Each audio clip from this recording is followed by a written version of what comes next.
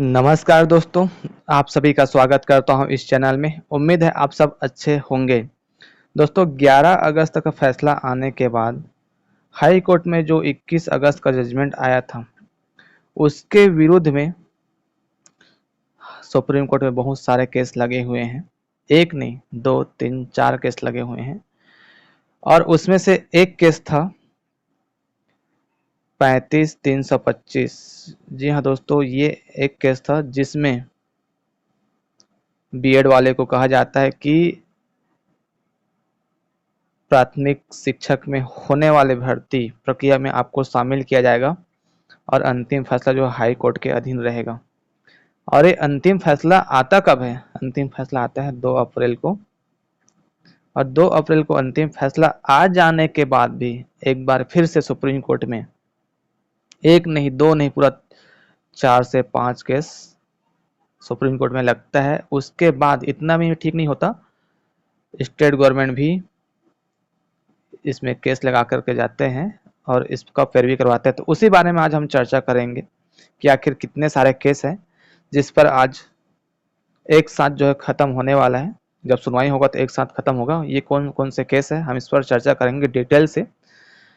आपसे एक ही निवेदन है, रिक्वेस्ट है कि आप इस चैनल को सब्सक्राइब करिएगा और अधिक से अधिक लोगों तक दोस्तों के बीच में शेयर करिएगा, जिससे सबसे पहले आप लोगों तक वीडियो पहुंच पाए। और बेल आइकन को भी दबा कर रखिएगा, क्योंकि जब भी वीडियो डालेगा आपको नोटिफिकेशन के माध्यम से वीडियो पता चल जाएगा। तो आओ फिर हम वीडियो शुरू करते हैं।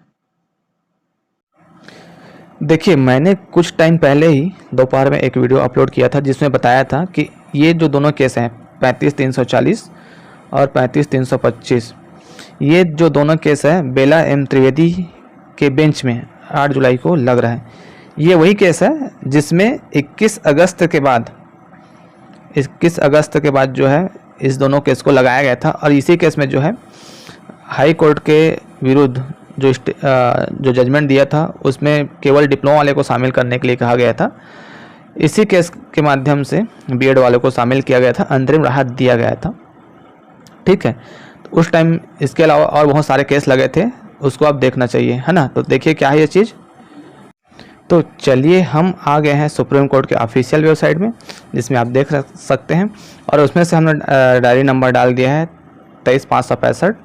ये वही डायरी नंबर है जिसमें स्टेट गवर्नमेंट जो है भुवनेश्वर साहू वाले केस को लेकर के चैलेंज करने के लिए सुप्रीम कोर्ट गया हुआ है।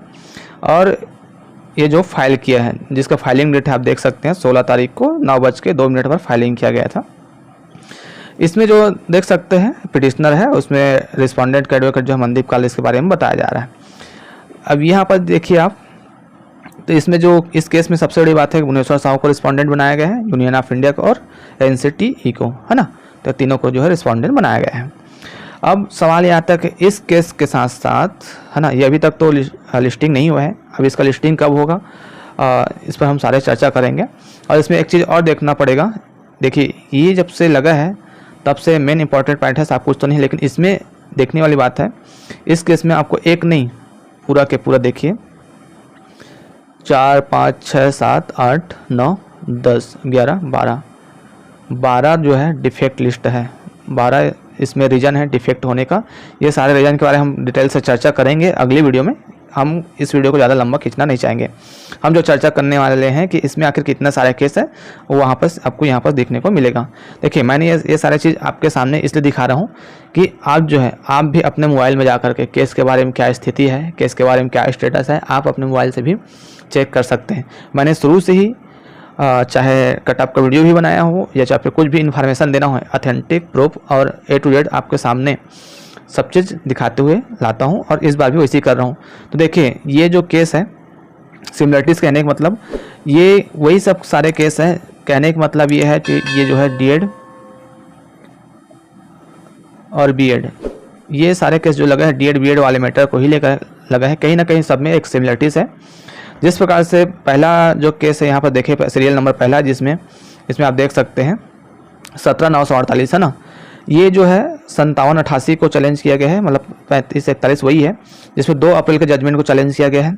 दूसरा केस नंबर देखिए 18735, जिसमें भी 2 अप्रैल के जजमेंट को चैलेंज किया गया है। उसी प्रकार जो तीसरा केस है 20/149, जिसमें भी 2 अप्रैल के केस को 2 अप्रैल के जजमेंट को चैलेंज किया गया है। तो ये सारे चीज़ आप देख सकते हैं। चौथा नंबर भी 20/848, इसमें भी 2 अप्रैल के जजमेंट को ही चैलेंज किया गया है।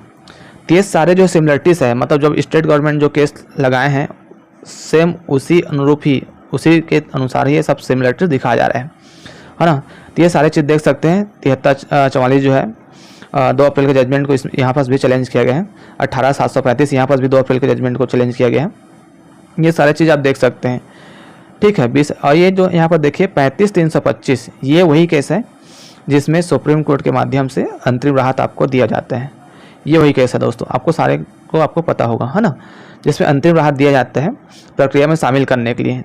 ये कब चैलेंज किया गया था? ये जब 21 अगस्त का जजमेंट आया था अपने हाई कोर्ट से, जिसमें केवल डिप्लोमा वाले को शामिल किया गया था, उसी टाइम जो है सुप्रीम कोर्ट में फिर इसको चैलेंज किया जाता है। सुप्रीम कोर्ट में चैलेंज किया जाता है तो उसके अनुसार ही अंतरिम राहत दिया जाता है 29 अगस्त को, है नहीं। उसी अनुसार 35340 ये भी 21 अगस्त को जजमेंट को चैलेंज किया जाता है। 17948 ये भी 21 अगस्त के जजमेंट को चैलेंज किया जाता है। उसी अनुसार से 18735 ये भी 21 अगस्त के जजमेंट को चैलेंज किया जाता है। सेम चीज़ अभी भी हो रहा है, यहाँ पर सब देख सकते हैं। सब 21 अगस्त को 20/848 भी 21 अगस्त के जजमेंट को किया जा रहा है। कहने का मतलब ये चीज़ है, आप सारी चीज़ आपको पता चल ही गया होगा कि जिस प्रकार से 21 अगस्त का जजमेंट आया था उसको 1 नहीं 2 3 4 5 केस लगा करके पूरा उसको चैलेंज किया गया था। उसमें से एक केस जो है 35325 में जजमेंट आया था, उसी अनुसार फिर से 2-4 का जजमेंट आने के बाद, है ना, 2-4 का जजमेंट आने के बाद 1 नहीं 3 से 4 केस, चाहे शुभम चंद्राकर हो, हरिशंकर वाला हो, चाहे नवीन कुमार वाला हो, अनेक सारे केस लगाए गए हैं। हो सकता है किसी एक में जजमेंट आया ऐसे करके, लेकिन ये इतना पॉसिबल नहीं है। अब हम बात करते हैं ये जो तीनों केस है ना, ये जो तीनों केस हैं एक साथ, इसका तो लिस्टिंग हो गया था विक्रमनाथ के बेंच में, है ना। अब यदि ये सारे केस को, अब इसके साथ साथ एक स्टेट गवर्नमेंट का भी केस है, उसको भी यदि एक बेंच पे सुना जाएगा तो संभावना है बहुत जल्द ख़त्म हो जाएगा।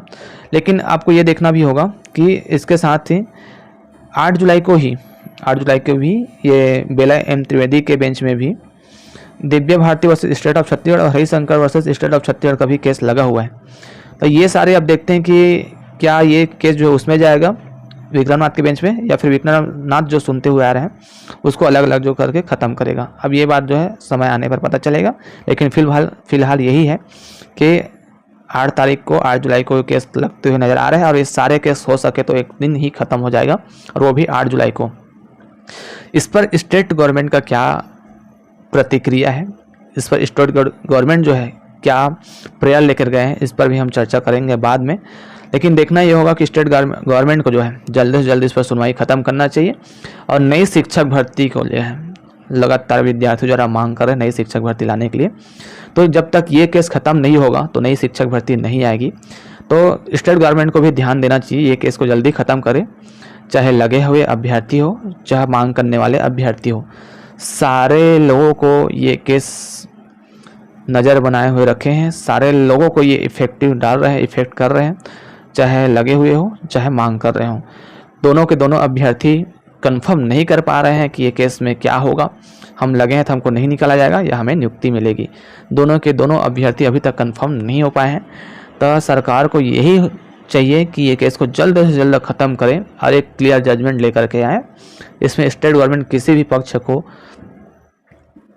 ये ना कहे कि हम आपका सपोर्ट कर रहे हैं, हम आपका सपोर्ट नहीं कर रहे हैं, क्योंकि दोनों पक्ष एग्जाम दिलाए हैं, दोनों पक्ष ही छत्तीसगढ़ राज्य के अभ्यर्थी हैं और दोनों पक्ष ही समानता रखते हैं, है ना। तो सरकार को ये चाहिए कि दोनों पक्ष को देखते हुए निष्पक्ष तरीके से मांग करके सुप्रीम कोर्ट से एक आर्डर लेना चाहिए और ये केस को यहीं पे ख़त्म करना चाहिए। ठीक है साथियों, मैं आपको मिलूंगा नई वीडियो में, तब तक के लिए जय हिंद, जय जोहार, जय छत्तीसगढ़।